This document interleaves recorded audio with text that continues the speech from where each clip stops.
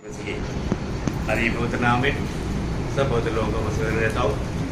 प्रभु की बड़ी अनुग्रह है कि प्रभु ने और भी एक संगरी प्रभु के पवित्र वचन में एकत्र तो करके प्रभु का वचन को सीखने के लिए पूरे मौका दिया। प्रभु और उसका वचन ये बहुत महत्व की बात है।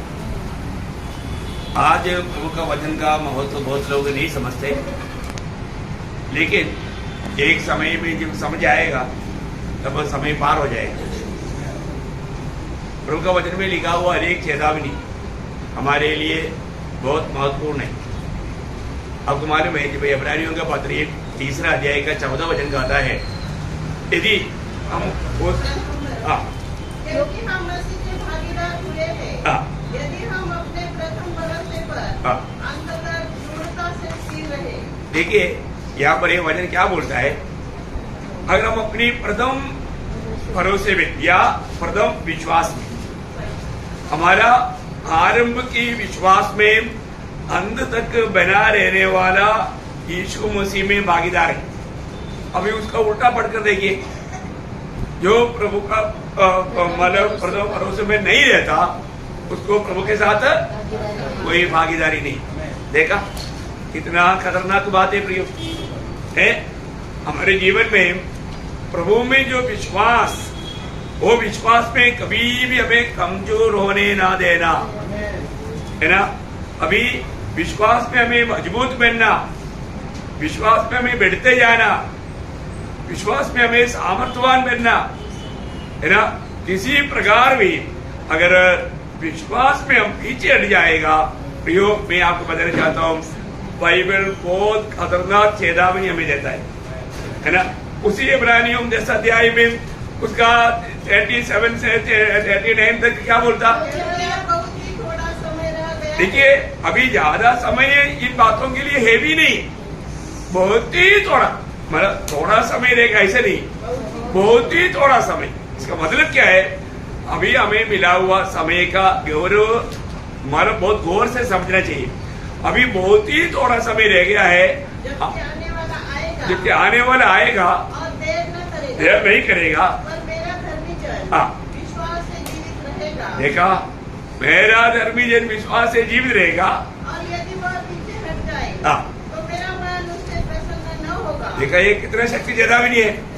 अगर वो विश्वास में बना रहेगा तो प्रभु प्रसन्न रहेगा, यदि वो पीछे हट जाए तो मेरे मन उससे प्रसन्न नहीं होगा। हम हटने वाले नहीं। हाँ देखा, हम लोग कितने लोग ये बात को गवाही देंगे, हम हटने वाले नहीं। हम किसी प्रकार भी विश्वास में से पीछे नहीं जाएंगे, कितना भी प्रतिकूल आने दो, भर दो, हम प्रभु को महिमा दे करके प्रभु में रहेगा और प्रभु का महिमा करते रहेगा। ऐसा कितने लोग निर्णय किसी भी कारण है। आपको मालूम है हमारे जीवन में विश्वास में बढ़ने का एक ही मौका संगति है। आज हमारे आत्मीय जीवन में गिरावट आता है तो एक ही कारण है, उनको संगति नष्ट होता। प्रियो संगति नष्ट होने नहीं देना। उसी 10 अध्याय में इब्रानियों उसका 24-25 वचन क्या बोलता है, और प्रेम और भले कामों में उस्काने के लिए हम एक दूसरे की चिंता किया करें और एक दूसरे के साथ इकट्ठा होना न छोड़े। एक दूसरे के साथ इकट्ठा होना ना छोड़े, जैसे कि कितनों की रीति है। देखिए कई लोगों का रीति, मतलब क्या है कि अंत समय में विश्वास त्यागी लोग हमारे बीच में रहकर दूसरे के लिए ठोकर बन करके ऐसा काम करेगा। वे लोग एक विश्वास का दौड़ नहीं दौड़ेगा, एक आदर्श का दौड़ नहीं दौड़ेगा। उनको देखने वालों को लगेगा अरे वो तो कभी कभी आता है, हम तो मतलब ज्यादा आता है, ऐसे ऐसे सोचेगा। देखिए प्रभु का वचन क्या बोलता है, हमारे जीवन में एक भी संगति नष्ट करना वो व्यक्ति के लिए आत्मीय जीवन में विश्वास में कमजोर पड़ने का कारण बनेगा। आत्मीय जीवन में उन्नति पाने में रुकावट आएगा।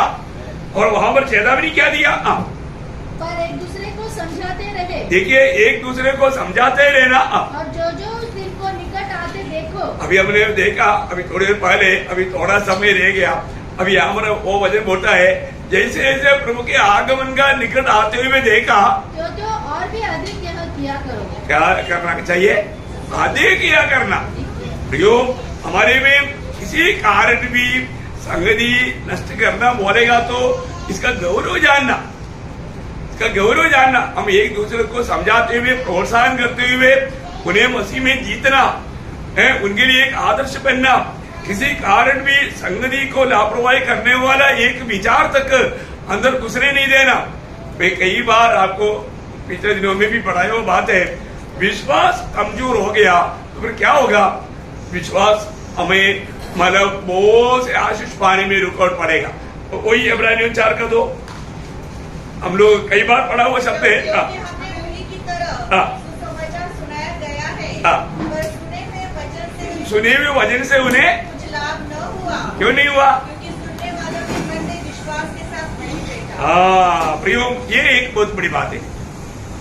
आज हम जो प्रभु के वचन सुनते हैं, क्या हम उस वचन ऐसा ही होने वाला है करके विश्वास करता है? प्रियो, कई बार आपको मालूम है विरोधी का एक ही लक्ष्य क्या है? प्रभु का वचन सुनने के समय में भी हम वचन पर ज्यादा गौर ना दे। विरोधी क्या करता है? देखो, जहां पर मतलब प्रभु का लोग इकट्ठा होता है वहां पर विरोधी का भी काम होता है।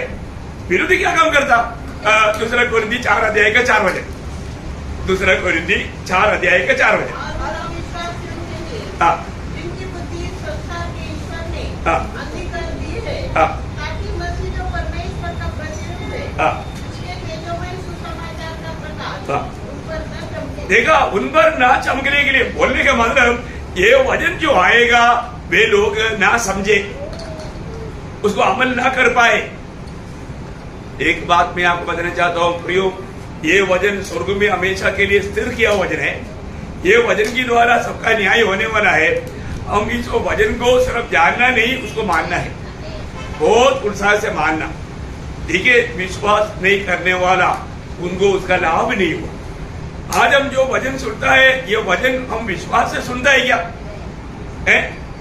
देखिए, एक बार धोखा होने के बाद में फिर शायद उनको ये समझना भी कठिन हो जाता है। बहुत खतरनाक अवस्था मिल सकता है। एक खास बात मैं आपको बताना चाहता हूं, जब लूका उसका 16 अध्याय का 31 वचन में वो जो धनिक व्यक्ति को अब्राहम पिता कहने वाला एक बात है, मैं आपको बताऊं, बहुत गौर से समझने वाला बात है प्रियो। उसने उससे कहा, जब वे मूसा और भविष्यवक्ताओं की नहीं सुनते, तो यदि मरे हुए में से कोई जी भी उठे, तो भी उसकी नहीं मानेंगे। देखा, इसका मतलब वो समय तक क्या था? वो समय तक पूरा पुराना नियम था। यीशु मसीह के दिनों में तक पूरा 39 किताबें मतलब था, है ना? तो यहूदियों का हिसाब से नंबर कम था, 22 किताब था, लेकिन ये 39 किताब उसके अंदर है, ऐसा बात है। तो बोलने का अर्थ क्या है कि हमें ये बात को जानना है कि उस समय में अब्राहम पिता उसको कहता है, देखो, अगर अब मोशे और होशे के द्वारा लिखा हुआ किताब तुम्हारे पास है ना, अभी वो अमीर व्यक्ति है, उसके पास भी था, उसके घर में भी वजन था, वो वजन जानता था। नहीं तो भी लोगों में उस समय में 12 साल का उम्र तक के लोगों को पूरा बहियार कर देते थे, है ना? उनको वजन नहीं जानता था, ऐसे कोई कमी नहीं था। लेकिन हम देखता है वो व्यक्ति कहां गया। अब देखिए, जब उस आग में तड़पने के समय में वो व्यक्ति माना अब्राहम को क्या बोलता, अब्राहम को क्या पुकारता, आप देखिए माना उसका 24 है। देखा, हे पिता, देखा, हे पिता अब्राहम। कैसा पिता को रहम नहीं आएगा? थोड़ा भी चांस है तो, थोड़ा भी अवसर है तो उनको बचाने का कोशिश करता है।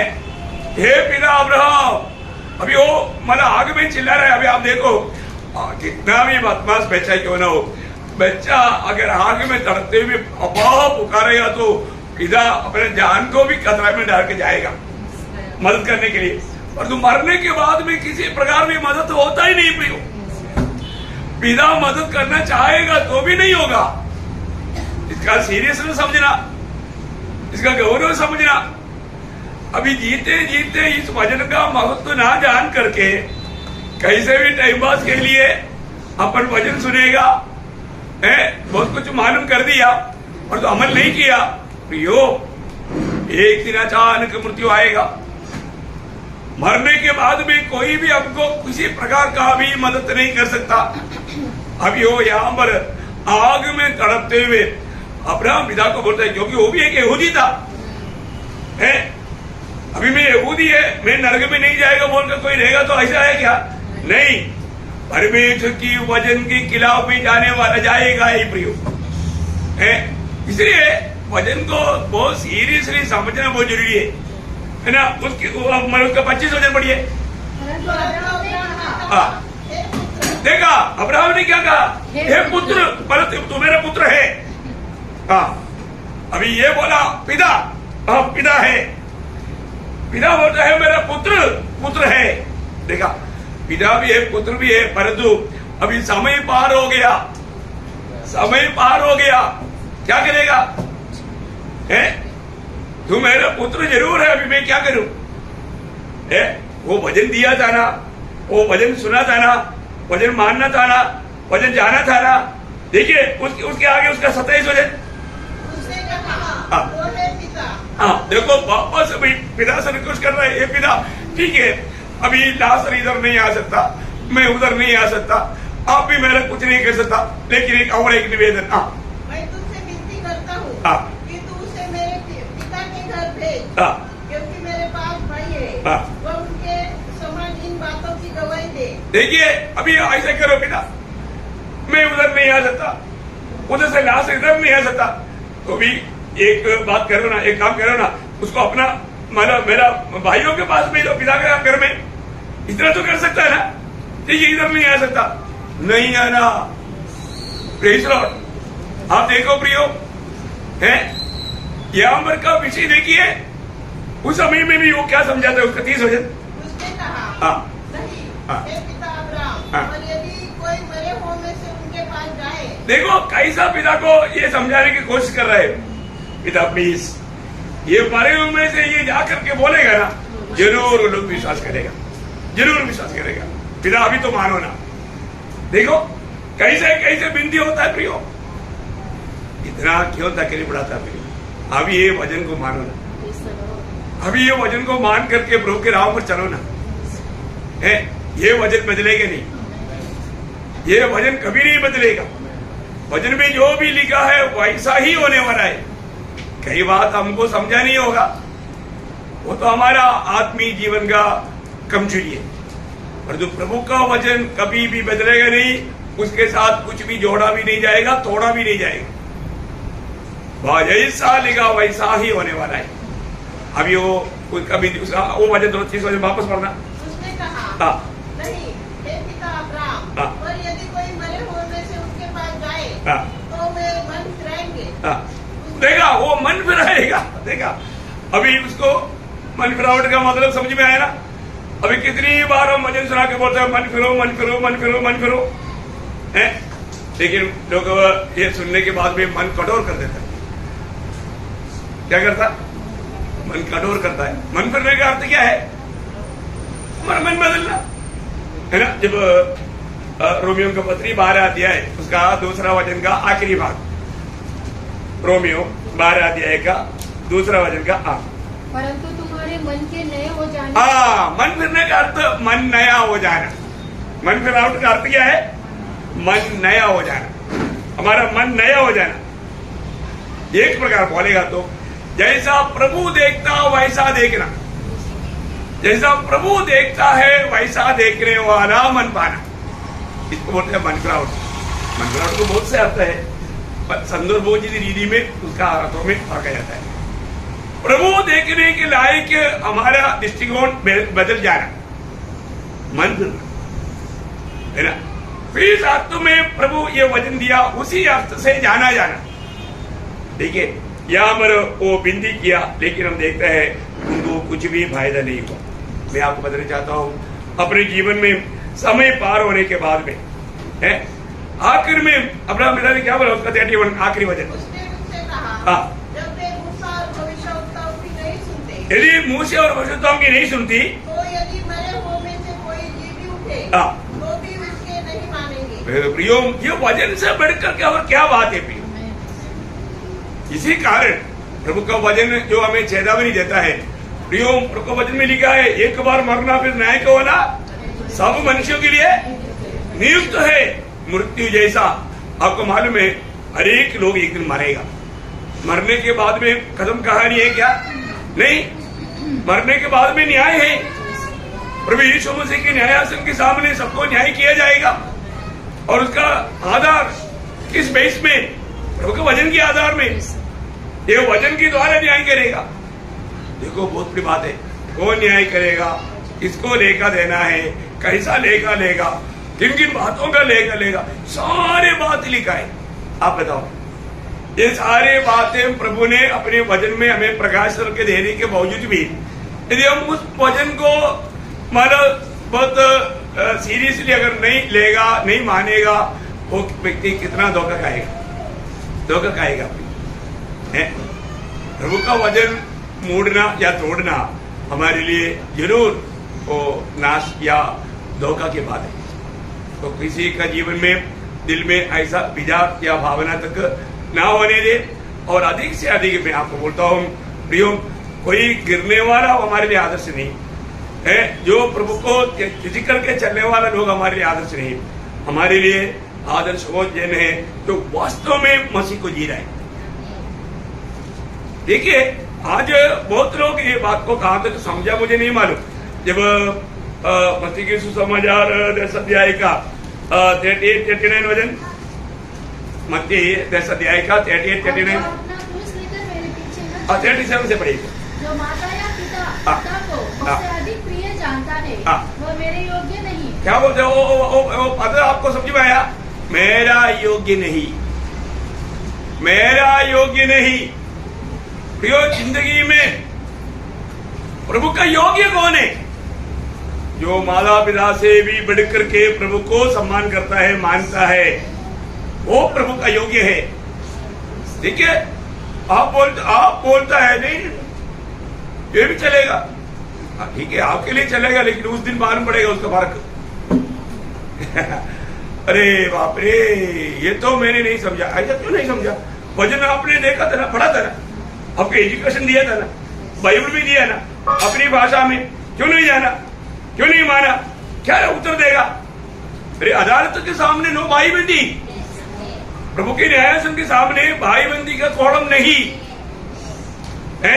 यहां पर बोलता है जो भी मुझसे बढ़कर माता पिता को प्रिय जानता है वो मेरा योग्य नहीं। आगे, और जो बेटा या बेटी को मुझसे अधिक प्रिय जानता है वह मेरे योग्य नहीं। देखो, आपको ये बात आपने नहीं पढ़ा इसलिए मैं नहीं बोल रहा हूं, याद दिला रहा हूं। क्या है? याद दिला रहा हूं। कभी कभी लोग पढ़ने के बाद भी भूल जाता, तो प्रभु को उपस्थिति में आने के टाइम पर प्रभु के आत्मा बोलते हैं मेरे नाम से याद दिलाओ। मैं सोचा भी नहीं, परंतु प्रभु के आत्मा बोलते हैं याद दिलाओ। योग्य नहीं, योग्य है क्या? मैं योग्य है क्या प्रभु का? मैं प्रभु के लिए योग्य है क्या? और आगे, और जो अपना क्रूस लेकर मेरे पीछे न चले वह मेरे योग्य नहीं। अभी देखिए 3 बार उड़ाकर कहता है योग्य नहीं, योग्य नहीं, योग्य नहीं। कौन कौन योग्य नहीं? आपको समझ में आया? अपनी माँ बाप से बढ़कर, अपनी बेटा बेटी से बढ़कर प्रभु को प्यार नहीं करता, वो योग्य नहीं। इवन अपने से जो प्यार करता उससे बढ़कर प्रभु को प्यार करना नहीं तो वो योग्य नहीं। अभी आप देखो, इसका मतलब मेरा जीवन ये ट्रैक में है कि नहीं? मैं ये कि योग्य जीवन बिताता है कि नहीं?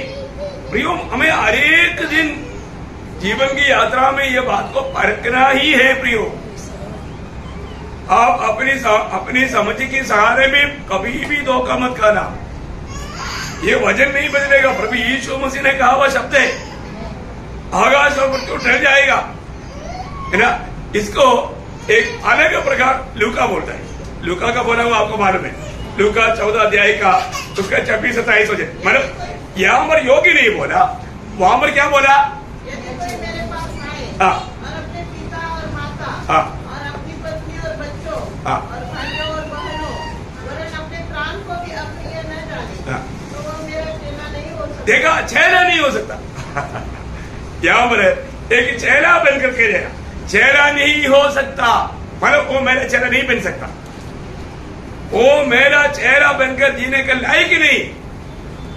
देखा? और आगे, और जो कोई अपना क्रूस हाँ।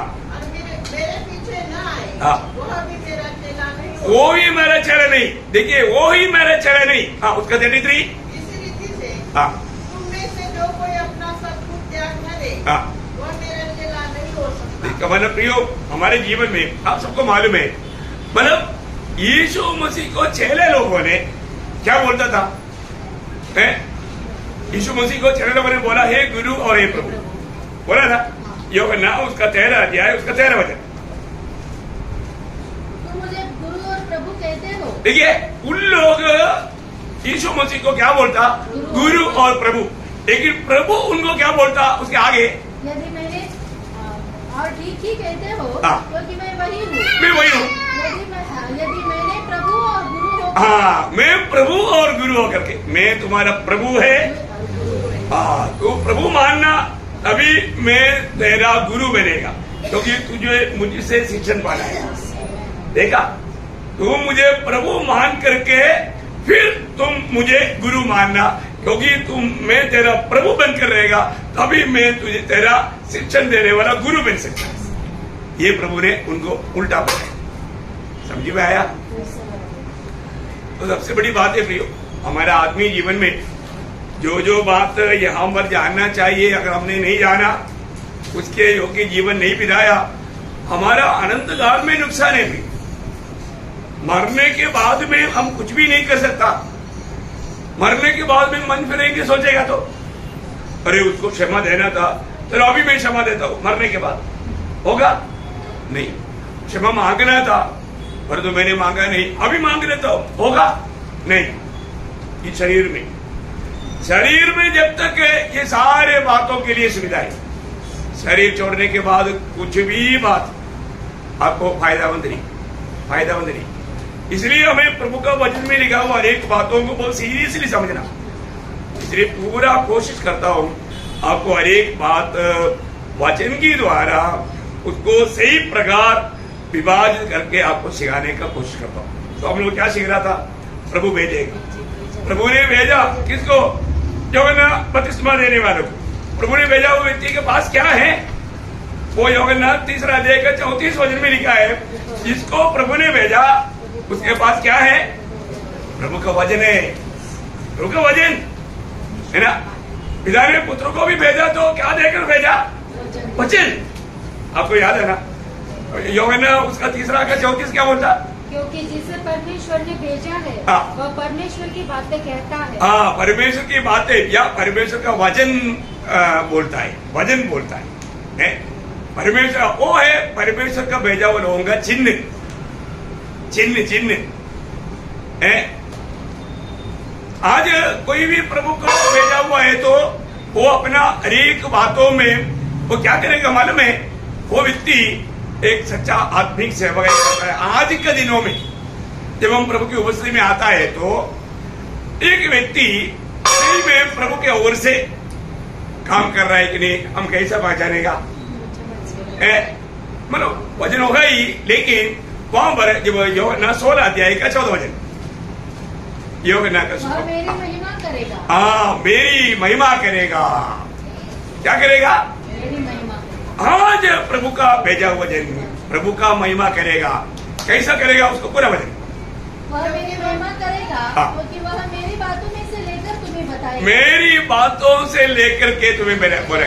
तो ये सच्चा आत्मा का सेवक है। इसको आत्मिक सेवकाई कहता है। आत्मिक सेवकाई मतलब अपना ज्ञान का चादरीय बांटना नहीं प्रियो, प्रभु का वचन को, उस वचन एकदम बराबर रीति में वो बात को समझाना बहुत बड़ी बात है। अपना संदेश में मैं बहुत बार जो बताता है, रेफरेंस पूरा नहीं निकालता है तो भी पूरा वचन ही बोलते जाता हूँ। आज प्रभु दास के साथ हम लोग बात कर रहा था, है ना। मतलब आज बहुत लोगों का अवस्था क्या होने वाला है? यिर्मयाह 8 अध्याय के 20 वचन, बहुत दिनों के बाद में वो वचन याद आया। प्रभु दास ने मेरे को पूछा तो तुरंत, समय बीत गया, हाँ, पर तोड़ने का ऋतु भी समाप्त हो गई, हाँ। और हमारा उत्तर नहीं हुआ। हाँ, देखा है? समय पार होने के बाद में भी क्या नहीं हुआ? उधार नहीं हुआ। देखा, उन्होंने सोचा हो गया होगा, परंतु उधार वास्तव में नहीं हुआ। प्रियो कितनी बार समझाया, मैं आपको बोलता हूँ नया जन्म के बारे में, उद्धार का बारे में मंडली में इतनी बार इतना सरल रूप में समझाया गया, लेकिन अभी भी नहीं समझेगा तो अभी क्या करेगा? उन विश्वासियों का मन को शैतान क्या करता? अंधा करता है। प्रयोग अभी यहाँ पर हम देखते हैं कि एक व्यक्ति जब प्रभु की ओर से भेजा जाता है तो प्रभु का संदेश उसका हाथ में है, प्रभु का वचन उनके पास है, ये उसका सबूत है। अभी मानो यूहन्ना बपतिस्मा देने वालों को प्रभु ने विशेष उद्देश्य से भेजा और वो आकर के जो काम करना था, 6 जिम्मेवारी के बाद तो मैं आपको बता रहा था।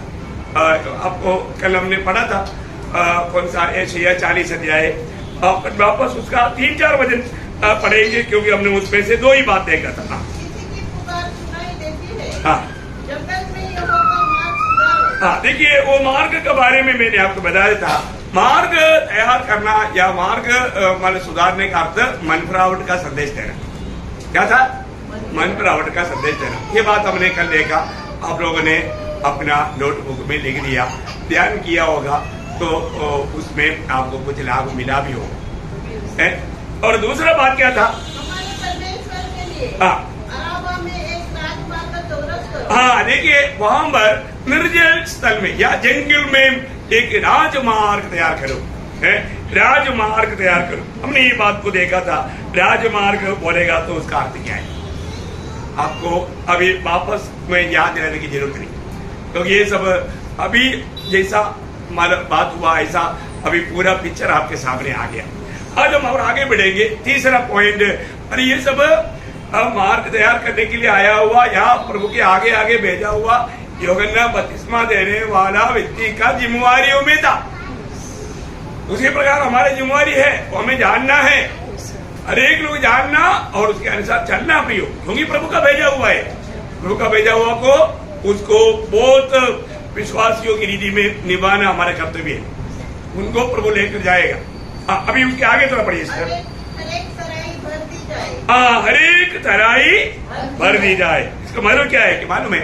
हर एक तराई भर दी बोलेगा तो वो जो गड्ढा है या ज्यादा है उसको लेवल करना। क्या करना? लेवल करना मतलब कमी को दूर करना। साफ भाषा में बोलेगा तो उसका अर्थ है कमी पूरा करना, कमी नहीं होने देना। समझ में आया?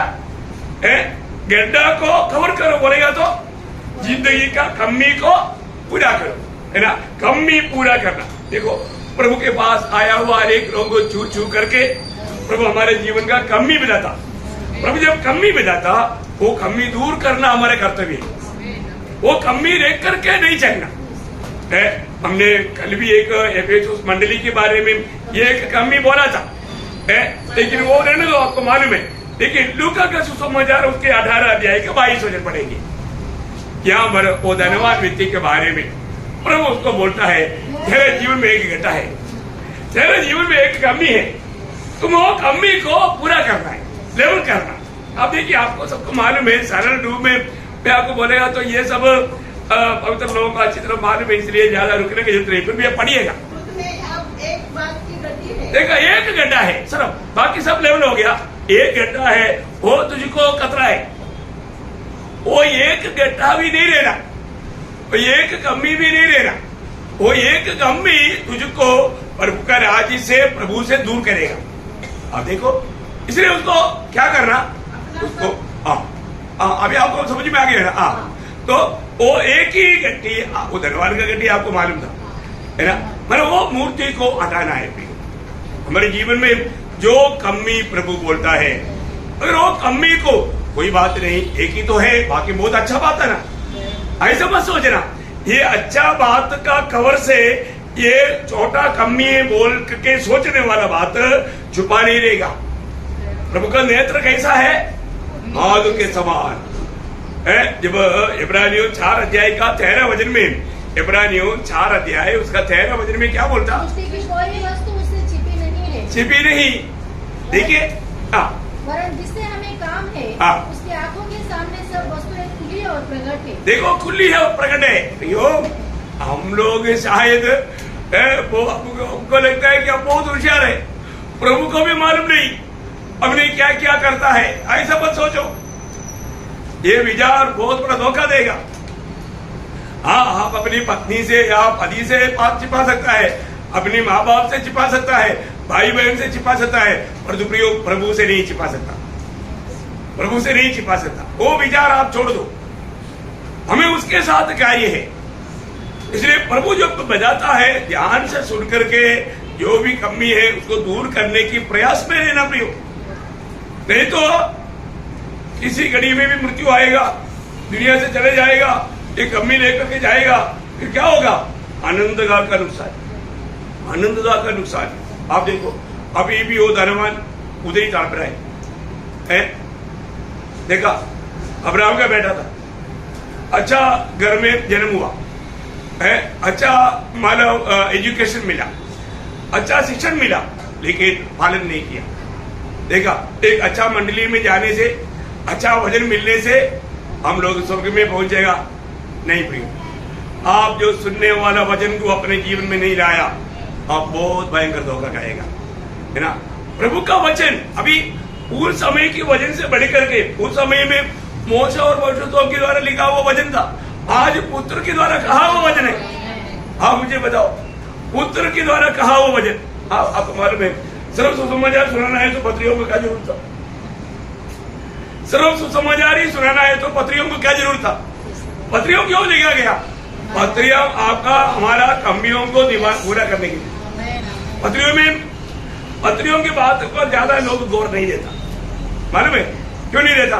क्योंकि सुधारो सुधारो सुधारो, किसको बोला? मंडली को, उधार पाए लोगों को। इसलिए पत्रियों को बहुत गौरव है। तो अपने जीवन में अगर हम सही रीति में नहीं जाना और उसको सही नहीं किया, अभी आपको मालूम है पड़ोसियों के पत्री उसका 3 अध्याय का 5 वचन में, एक एग्जाम्पल के लिए बोल रहा हूँ, किसको बोलता? पड़ोसी का पवित्र लोगों के लिए लिखा है। पवित्र लोग क्या बोलता? अपने उन आंखों को मार डालो। अरे अभी तक मार डाला नहीं क्या? अरे डाला है ना, तभी भी कुछ बात जीता है। आप देखो, किसको बोला? विश्वासी को। इसका मतलब क्या है? करेक्ट करो। ऐसा कोई बात रह गया तो उसको जीने ना दो, उसको मार डालो, तुरंत उसको खत्म करो, नहीं तो वो आपको खत्म करेगा।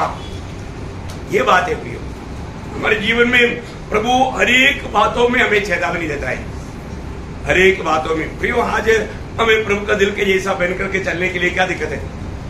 प्रभु का दिल का जैसा कैसा बनेगा? प्रभु के दृष्टियों से देखना, है ना। अभी मतलब शिमी आकर के पथरवा कर रहा है, गाली दे रहा है, बड़े बड़े श्राप दे रहा है। अभिषेक आकर के बोलता है, कौन होता है ये मानव मरे हुए कुत्ता हमारे स्वामी को इतना मानव बात करने के लिए? कौन होता है? मैं अभी जाकर उसको करूं, मेरे पास तलवार है, मेरे पास ताकत है, स्वामी है, बोल। दावीद क्या बोलते मालूम है? हाँ ठीक है, मेरे को एक तो ऐसे भी परेशान है मैं बच्चे से, अब चलो मेरे पीछे लगा हुआ, अभी तो कब मुझे गला काटेगा मालूम नहीं, चलो ये भी मेरे को तकलीफ के ऊपर तकलीफ दे रहा है, गाँव को थोड़ा और चोट पहुंचा रहा है, चलो कदर कर दे, ऐसा बोला। हम लोग ये तो बोलेगा। देखा, परंतु प्रियो आपको मालूम है, दावीद बोलता है प्रभु ने कहा, यहोवा ने कहा उसको जाकर के श्राप दो। देखा, वो है मन भरा हुआ व्यक्ति का अनुभव। कोई भी प्रतिकूल में आएगा तो भी उसको प्रभु की ओर से जान करके उस बात को क्षमा करने वाला अनुभव, सहने वाला अनुभव, बहुत बड़ी बात है। अभी हमने गीत गाया ना, बहुत बड़े मैं घटू, अपन कहा घटा, अभी तक बढ़ते गया, घटा कहा। बहुत जरूरी बात है। अपने जीवन में हम गीत गाता है, बहुत अच्छा गाता है, जीवन में परीक्षा नहीं। अगली बात हमारे जीवन में ये बात को देखना है कि हमारा कमी गतियों को दूर करना है। और 4वां बात क्या है? थोड़ा आगे पढ़ने से, पहाड़ और पहाड़ी गिरा दी जाए। पहाड़ और पहाड़ी गिरा दिया जाए। ये यहाँ पर नम्रता आया, क्या आया? नम्रता। ये किस बात को बोलता है? नम्रता को। हम लोग एक गीत गाता है, नम्रता से रहना। देखा, यीशु ने कहा और यीशु ने कहा है तो हमें नम्रता से रहना अभी तक सीखा है क्या? अब देखिए, नम्रता से रहना यीशु मसीह ने मत्ती की सुसमाचार 11 अध्याय का 29 वचन में कहता है कि मेरा जुआ लेकर मुझसे सीखो क्योंकि मैं नम्र और दीन है, मैं नम्र और दीन है, मैं नम्र और दीन है। इसलिए प्रभु अपने चेलों को भी नम्रता सिखाया। प्रियो, ये कितना बड़ी बात है आपको मालूम है?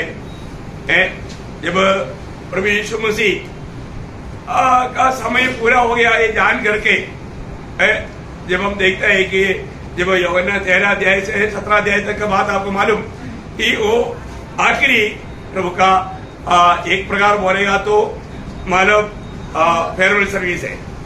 प्रभु चेलों को आखिरी में समझा करके आखिरी विदा होने का संदेश देने के टाइम पर प्रभु ने क्या किया? प्रभु ने अपने आप को और भी नम्र और दीन किया, है ना। उसका 13 अध्याय है, उसका 3-4 वचन पढ़ना। तब यीशु ने यह जानकर हाँ। कि पिता ने सब कुछ मेरे हाथ में कर दिया है, हाँ। और मैं परमेश्वर के पास से आया हूँ, हाँ। और परमेश्वर के पास जाता हूँ। आगे भी भोजन पर से उठकर हाँ। अपने ऊपरी कपड़े उतार के हाँ। और अंगोछा लेकर हाँ। अपनी कमर बांधी, हाँ। तब बर्तन में पानी भरकर हाँ। चेलों के पाँव धोने, हाँ। और जिस अवसर से उसकी कमर बंधी थी हाँ। उसी से पहुँचने लगा। हाँ। जब वह शिमोन पतरस के पास आया हाँ। तो पतरस ने उससे कहा, हाँ। हे प्रभु, हाँ। क्या तुम मेरे पाँव धोता है? हो, प्रभु ऐसे क्या? तुम मेरे पाँव धोएगा? प्रभु प्रभु बोला है प्रभु, बात मानते नहीं। प्रभु कहते पुकारता है तो प्रभु को कोई भी बात पे सवाल नहीं करना चाहिए। प्रभु जो करता अच्छा करता। लेकिन अभी ये सब उसका प्रेम के कारण है। कौन सा प्रेम? इंसानियत वो प्रेम के कारण वो बोलता है, प्रभु तू किसी कारण मेरा पाँव नहीं धोएगा। प्रभु ने क्या बोला? यीशु ने उसको उत्तर दिया, हाँ। जो मैं करता हूँ हाँ। तुम उसे अभी नहीं जानते। हाँ, ये तो बात है। पतरस, तुझे मालूम नहीं मैं क्या कर रहा है, तुझे मालूम नहीं मैं क्या करता है। आगे। परंतु इसके बाद समझेगा। हाँ। पतरस ने उससे कहा, हाँ। तू मेरे पाँव कभी न धोने पाएगा। कभी नहीं। ऐसा नहीं प्रभु, कुछ भी बोलो आप मेरे पाँव नहीं धो पाएगा, क्योंकि प्रभु आप मेरे प्रभु है ना, आपका मैं चेला है, आप किसी कारण नहीं धोएगा। तब प्रभु ने एक और बात कहा। आप सुनकर यीशु ने हाँ। उससे कहा, हाँ। यदि मैं तुझे न दूं यदि मैं तुझे ना दो तो मेरे साथ तेरा कुछ भी साझा नहीं। देखा, यदि प्रभु हमें नहीं धोता है तो प्रभु के साथ हमारा कोई संगति नहीं, कोई सौभाग्य नहीं। तब प्रभु क्या बोलता? शिमोन पतरस ने उससे कहा, हाँ। हे प्रभु, हाँ। तो मेरे पाँव ही नहीं ऐसा है तो फिर पाप नहीं, वरन हाथ और सिर भी धो दे। पूरा धो ले, पूरा धो ले। प्रभु ने क्या बोला? यीशु ने उससे कहा, हाँ। जो नहा चुका है जगह जो नहा चुका है उसे पाँव के सिवाय हाँ। और कुछ भी धोने की आवश्यकता नहीं, हाँ। परंतु वह बिल्कुल शुद्ध है। हाँ। और तुम शुद्ध हो, हाँ। परंतु सबके सब नहीं। परंतु सबके सब नहीं। सबके सब क्यों नहीं? परंतु वह तो अपने पकड़ने वाले को इसके लिए होता युद्ध नहीं समझा। सबके सब क्यों नहीं? क्योंकि एक नहीं है, एक नहीं। अभी आप देखो, इस्करियोती यूदा ने कभी भी यीशु को प्रभु करके कभी नहीं बोला। और दूसरी बात, मतलब प्रभु बोलता है तुम लोग सब नहला चुका है, तुम लोग सब नहला चुका है, अभी तुम्हारा पाप धोना काफी है। इसका अर्थ क्या? पाप किसको बोला था? पाप किसको बोला था? 4 जन को। हमारे जिंदगी में आने वाला गलतियां रोज हमें प्रभु से धोया जाने की जरूरत है। एक बार बपतिस्मा लिया काम हो गया, बार बार बपतिस्मा लेने की जरूरत नहीं, लेकिन धोया जाने की जरूरत है। क्योंकि हम ये दुनिया में रहता है, इसलिए हमारे जिंदगी में हमारे कई कामों में गलतियां होता है, वो धोया जाना, वो प्रभु धोएगा। कैसे धोएगा? वचन के द्वारा। वचन डूबी जल स्नान से। अभी यहाँ पर बैठने के टाइम पर भी जिसका जीवन में भी कम्युनिटी है प्रभु ये वचन के द्वारा क्या करता होता है ना। एफएससियों का पत्री में वही पढ़ता ना 5 अध्याय का कौन सा 26-27 में होगा।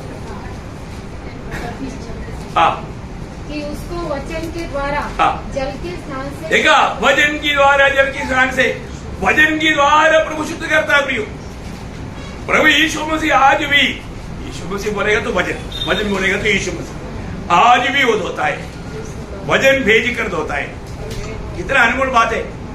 इसलिए यहाँ पर प्रभु का वचन गाता है हमें भी वो नम्र रहना है। प्रियो हमारे जीवन में घमंड नहीं होना, घमंडी नहीं बनना। मेरे जीवन में किसी बात में मैं घमंड करता है क्या? प्रभु घमंडियों का सामना करता है ना, नम्र लोगों पर अनुग्रह देता है। हम प्रभु की आगमन का निकटता में है। ऐसे है तो हमारे जीवन में इस विषय की एक गवाही होना चाहिए। प्रियो हर एक लोगों के प्रति मैं आपको बताना चाहता हूँ, फिलिपियों 4 अध्याय का 5 वचन हमेशा याद रख करके वैसा बनने की प्रयास करना। फिलिपियों 4 का 5। हाँ प्रभु निकट है, प्रभु निकट है। बोलने का मतलब हमारे जीवन में प्रभु आने वाला है, प्रभु इतना निकट है तो हमारा कोमलता, हमारे जीवन का नम्रता, हमारे जीवन का मतलब क्या बोलता है कोमलता है, मतलब नम्र और दीनता, ये सब हमें प्रकट करके जीवन बिताए। तो यहाँ पर मतलब बपतिस्मा देने वाला यूहन्ना का जीवन में उन्होंने ये सारे काम लोगों के जीवन में किया। और 5वीं बात हम देखता है, 5वीं बात क्या है? जो टेढ़ा है सीधा। देखा, टेढ़ा को सीधा करना बड़ा मुश्किल की काम है। टेढ़ा लोगों को सीधा करना प्रियो, ये भी हमारे लिए बहुत भारी बात है। मैं आपको बताना चाहता हूँ, ये टेढ़ा है तो उसको सीधा करो। प्रभु का मार्ग सीधा है, प्रभु का मार्ग सीधा है। तो हमें टेढ़ा मार्ग, ये हमारे जीवन में टेढ़ा मार्ग क्या करता? हमारा शांति को तोड़ देता। आज लोग टेढ़ा जीवन में जाने के कारण लोगों के जीवन में क्या नहीं? शांति नहीं। पर तो प्रियो हम सीधा चाल चलते हुए उन्हें भी शांति प्रदान करने वाला बनना चाहिए। आपको सबको याद है मत्ती के 5 अध्याय का 9 वचन, मत्ती 5 का 9 वचन। धन्य वे हैं हाँ जो मेल कराने वाले हैं, हाँ क्योंकि वे परमेश्वर के पुत्र कहलाएंगे। देखिए, हमें मेल करवाने का सेवा दिया है और मेल कराना है प्रियो। गलत मार्गों में चलने वालों को सीधा मार्ग दिखाना, सीधा मार्ग पर चलने वालों को ही वास्तव में शांति मिलता है, शांति रहता है ना। बहुत बड़ी बात है। अपने को जब 119 का 130 वचन, 119 का 130 वचन, तेरी बात सुनने से प्रकाश होता है, हाँ उससे भोले लोग समझ प्राप्त करते हैं। कितना अनोखा बात है, कितना अनोखा बात है प्रियो। कोई भी प्रकार का कमी या गलत बात हमारे में रहेगा तो प्रभु का वचन की रोशनी में प्रभु हमें वो बात बताता है। आपको मैं बताता हूँ, पहले वचन सुनने के टाइम पर कई लोग सुनते सुनते रोता था, क्योंकि उनको उनका भाव दिखता था और वो लोग रोते थे। आजकल क्या है, आजकल लोगों को सब भाव एक तमाशा है, उनको इस बात का कोई सीरियसनेस नहीं। कितना दुखदायी बात है प्रिय, भाव को बहुत हल्का समझने वाले लोग, उनका दिल में वास्तव में सच्चा शांति नहीं रहता। प्रभु उनके साथ बात करना ही बंद कर देता है। आज हमें परखना है, मेरा मार्ग सीधा मार्ग है क्या है? एक सच्चा सीधा मार्ग में मेरे जीवन है क्या? ये बात को हमें पार कर देखना। मार्ग यीशु मसीह है। यीशु मसीह को छोड़ करके कोई भी मार्ग में चलता है वो सीधा मार्ग नहीं। 6वीं बात जब हम देखता है, आप जो ऊंचा नीचा है हाँ वो चौरस किया जाए। हाँ, जो ऊंचा नीचा है वो चौरस किया जाए। इसका मतलब क्या है कि किसी प्रकार का भी ठोकर बनने का कारण नहीं बनना है। ये बहुत बड़ी बात है। ठोकरों से बचकर रहना। आत्मीय जीवन में कई प्रकार, कई लोगों का जीवन कई साधारण या माना नया विश्वासियों के लिए ठोकर बन जाता। प्रयोग हमारे जीवन में ठोकर बनने नहीं देना, ठोकर बनने नहीं देना। जब यीशु मसीह ने बोला मत्ती 18 अध्याय उसका 7 वचन, मत्ती 18 अध्याय का 7 वचन। ठोकरों के कारण हाँ। संसार पर हाय, हाँ। ठोकरों पर लगना अवश्य है, हाँ। पर हाय उस मनुष्य पर हाँ। जिसके द्वारा ठोकर लगती है। प्रयोग कभी भी हमारे जीवन किसी प्रकार भी किसी के लिए भी ठोकर लगने नहीं देना। मैंने आपको बहुत से बात समझाया इससे पहले भी, है ना। मतलब अपने जीवन में हम लोग हर एक काम करने के समय में उसका एक दृष्टांत यहाँ पर वचन में दिया है, फलक वृद्धि 8 अध्याय उसका 10-11 वचन पढ़ना। मतलब एक अच्छा एक दृष्टांत है। तो यदि कोई हाँ। तुझ ज्ञानी को मूर्ति के मंदिर में भोजन करते देखे हाँ। और वह निर्बल जन हो, हाँ। तो क्या उसके विवेक को मूर्ति के सामने हाँ। बलि की हुई वस्तु खाने का साहस न हो जाएगा? हाँ देखा, मतलब यहाँ हमारी वो एक अच्छा उड़ाकर कहा है। बोले का अर्थ क्या है, अभी आपको आप पक्का विश्वासी है, आपको मालूम है कोई मूर्ति नहीं, कोई ऐसा बात नहीं, कोई भी कहीं भी बोलेगा, कहीं भी बैठ कर कहा सकता है, उसमें आपको कोई असर नहीं पड़ता। और जो एक नया विश्वास वो देखेगा तो वो क्या सोचेगा, वो उधर बैठ करके वो मूर्ति पूजा का प्रसाद खा रहा है। क्या कर रहा है, वो ये नहीं सोचेगा खाना खा रहा है, वो बोलेगा प्रसाद खाया। देखा, वो एक नया विश्वासी के लिए ठोकर बन गया, क्योंकि उसने जो किया वो प्रसाद नहीं खाया, खाना ही खाया, और उसको मालूम है इसमें कोई वादा नहीं। लेकिन एक नया विश्वासी के लिए वो ठोकर नहीं, क्योंकि वो बोलेगा क्या खाया, प्रसाद खाया, प्रसाद खाया। तो फिर वो सोचेगा मैं भी प्रसाद खा लेता हूं, क्या कमी मेरी बात है, और जो उसके लिए बड़ा पावर बनेगा। तो इसी कारण आपको बताया, जब भी अगर हमें चेंज भी लेना है तो पैसा चेंज करना है। सामान लेने के लिए गया, अभी वो उन्होंने बोला देखो सामने वो शराब दुकान है उधर ही मिलेगा, अपन सीधा उनकी बात सुनकर कुदर ही गया। अपन गया, हमने कोई गर्ज नहीं किया, उधर से सिर्फ चेंज लिया, वो चेंज दिया, चेंज देते हुए एक नया विश्वासी देख लिया। नया विश्वासी क्या बोलेगा, अरे हमने देखा था वो बहुत बड़ा अपने आप को भक्त बोलता है, लेकिन शराब पी करके बाहर से बाहर के पैसा लेते हुए मैंने देखा। देखो गवाही कहाँ गया। अभी वो बोलेगा यार मैं चेंज लेने के लिए गया था, बोलेगा तो भी मारेगा नहीं, और फिर भी बोलेगा वो चलने के टाइम पर भी देख रहा था वो बारिश नहीं निकल रहा था, वो क्या क्या जोड़ेगा, क्योंकि वो आधा भी पीढ़ी का स्वभाव लेता है ना, कुछ ना कुछ उसमें मिर्च डाल करके आखिर में वो विश्वासी को भी गिरा देगा। देखा, क्योंकि हमारा ना समझ, हमारा ना समझ, इसलिए मैं बोला बस पढ़ने के लिए आजकल जरूरत नहीं पड़ता इतना, सबके पास कोई ना कोई 2 व्हीलर तो रहता ही है।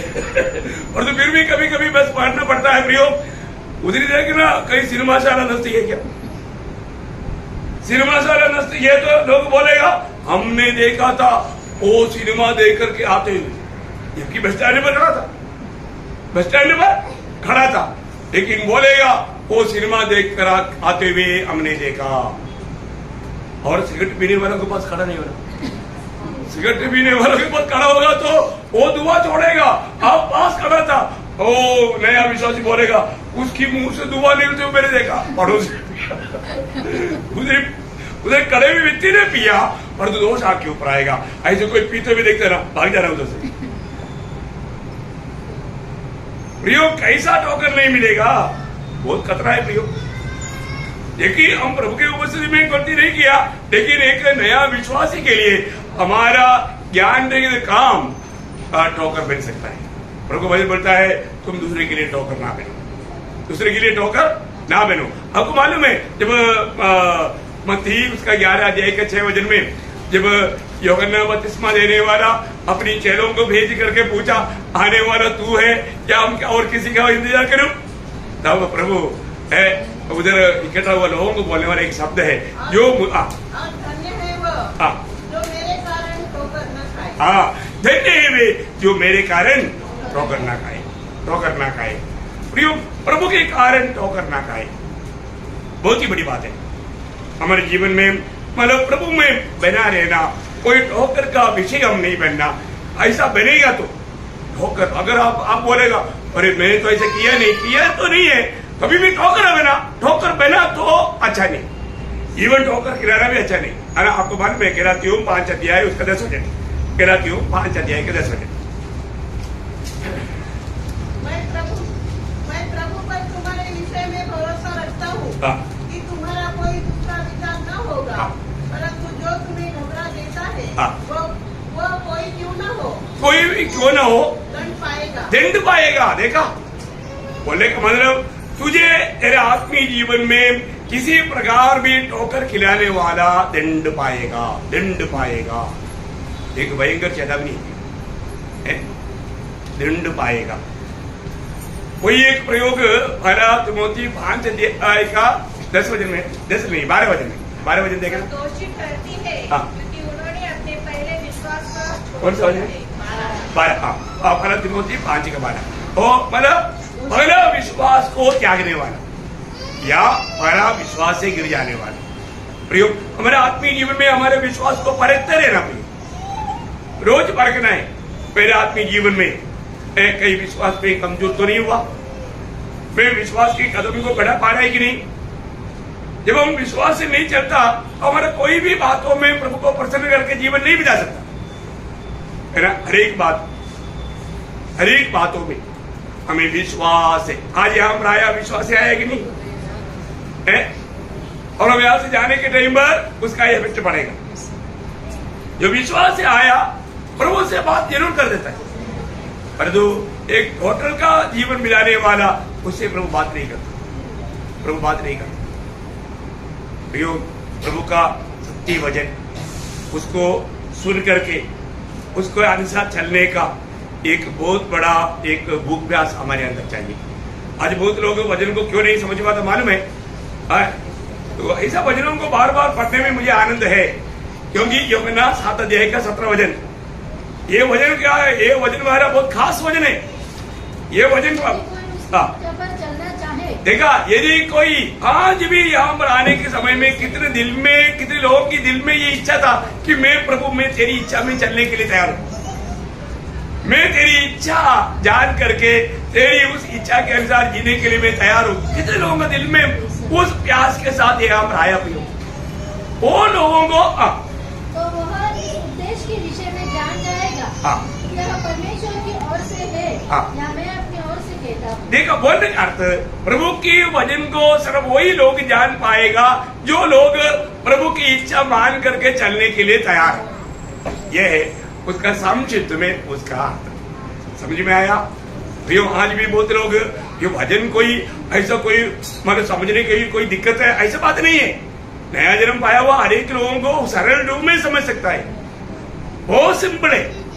लेकिन उनका दिल में ये वचन जब आएगा, मैं उस वचन के अनुसार प्रभु की इच्छा मुझे मालूम पड़ने के बाद मैं उस इच्छा में बना रहकर जीऊंगा। मैं कभी भी एक मसीह जीवन, एक मन बनावट का सच्चा अर्थ या सूर्य लेकर चलने का सच्चा अर्थ क्या है? प्रभु तेरा इच्छा मेरी इच्छा, उसको बोलता है सूर्य लेकर चलना, उसको बोलता है मन बनावट। रोज मन फिरना है, रोज अपना इच्छा को इनकारना, प्रभु की इच्छा को स्वीकारना। ओ कितना सुंदर है, सच में कितना श्रेष्ठ जीवन है। तो अभी यूहन्ना का बात खत्म हो गया, समय भी खत्म हो गया। अभी दूसरा व्यक्ति का बात प्रभु की इच्छा है कल बताएंगे, चलेगा? क्योंकि समय अधिकतम हो जाएगा। ओके, प्रभु को धन्यवाद हो। प्रियो, ये बातें आप लोग जरूर ध्यान करना, और कोई भी प्रकार का बीच में भी किसी को कोई सवाल उठता है तो पूछना, सबके लिए आशीष हो जाएगा। पूरा छूट है, क्लास है ना, ये क्लास है, बिल्कुल आप लोग पूछ सकते हैं। जो समझ में नहीं आया या उसके बीच में कोई सवाल भी है तो पूछना, वो भी हमारा सबके लिए मनन के लिए अच्छी बात है। तो प्रभु इन वचनों के द्वारा सबको आशीष दे, प्रभु को महिमा मिले। आमीन।